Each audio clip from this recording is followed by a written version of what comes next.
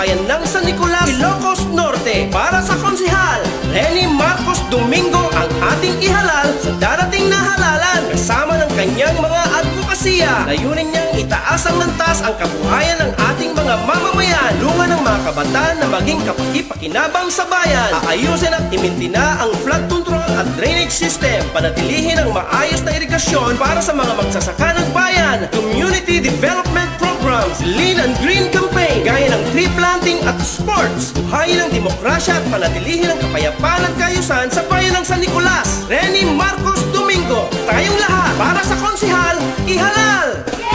Get out! Timek ni Renny, Timek ki Umili.